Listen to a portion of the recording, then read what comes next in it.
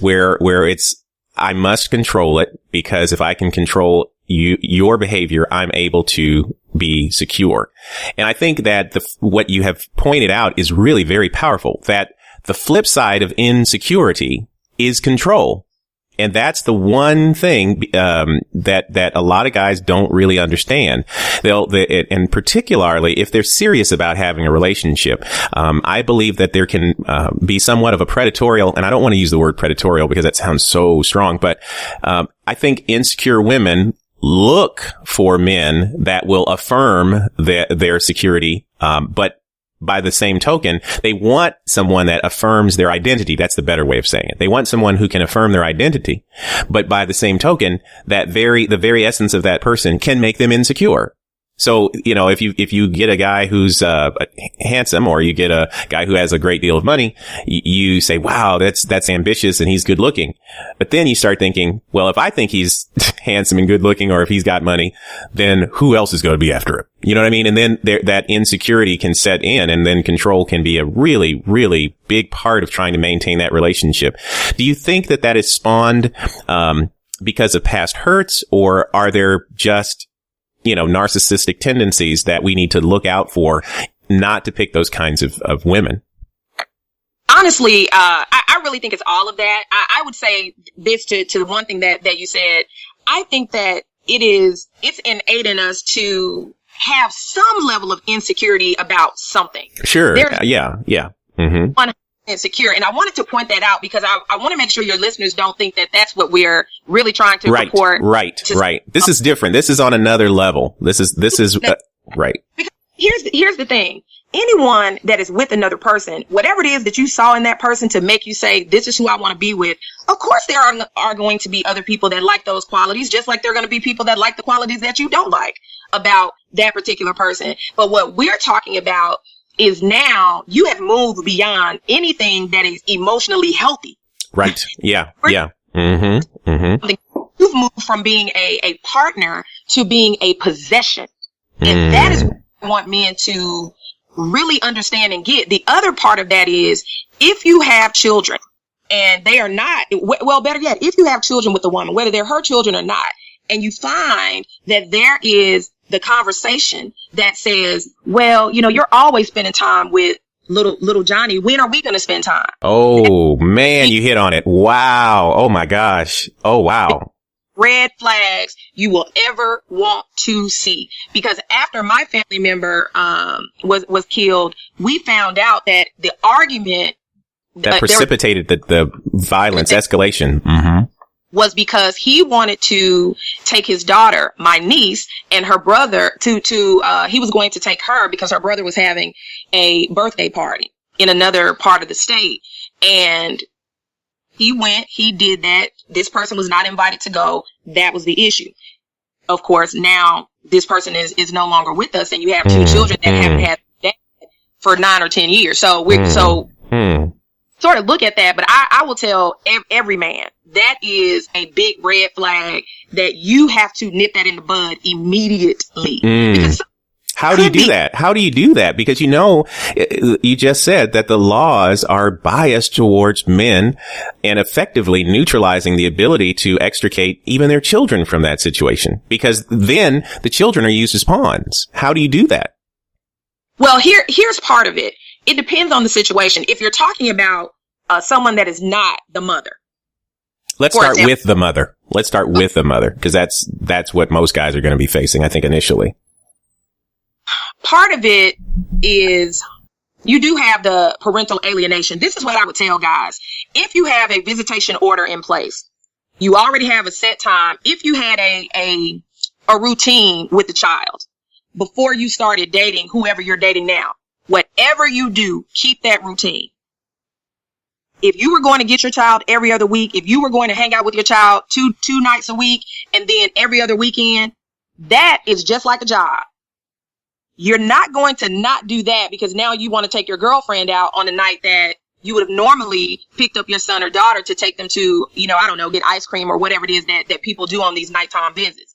You never want to do that, because as long as you are consistent, there is no truth to the change. But if you change your behavior, because you're in this relationship, then there is going to be a problem. There's definitely going to be a problem, because you have to remember the time that you're spending with this other person is the time that you're not spending with your child. So why should your child have to now not be able to spend time with you because you want to spend time with this other person? Let me narrow it a little bit more, because I think there are a lot of the guys that watch our show or listen to our show are actually married men in toxic relationships. So they're not dating someone outside. They're just men with a lot of the guys who pose questions to us, do it on the down low, and they have serious concerns about the relationship that they're in. So fathers who are in the home, who have toxic wives, who are trying to alienate children from them.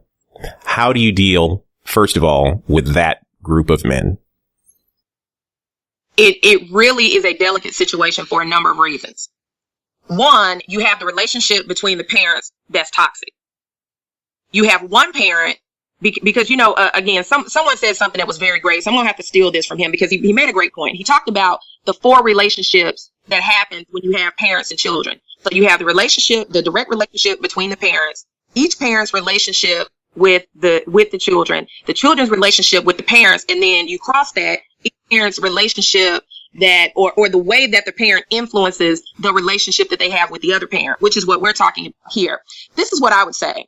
I would say that you have to first ask yourself, is this an environment that is healthy for my child? Well, depending on yeah. So let's that answer. So if we say the answer to that is no, let's role play. The answer to that is no, it's not healthy. You got a toxic woman who's controlling, who's trying to find ways to manipulate a situation to her advantage. You got that. So let's we're playing devil's advocate, worst case scenario. All right. So she's out to take the time to control the time with your children. She's out to control the time with her. She's trying to keep you captive. You are her possession. You are her, the person that she's manipulating to try to get access or gain control over because of the insecurity, as we talked about earlier.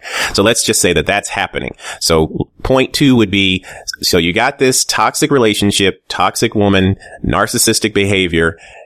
What do you do as a man who isn't a narcissist, who simply wants to have access to his children, but realizes that relationship with the narcissist may not last? What do you do? Here's the good thing about still being married. When you are still married, you have 100% control, just like the other parent does. You just don't think that you do, because you're dealing with a control, a narcissistic control freak. Mm-hmm. So as a parent, you can pick your child up from school. You can do a lot of things with your children that you can't just do in a non-intact relationship. That's number one. After that, though, because the relationship itself is toxic, now what are your children seeing as examples of a relationship? Because right. It's healthy is based on our own value system. So that's really a big concern.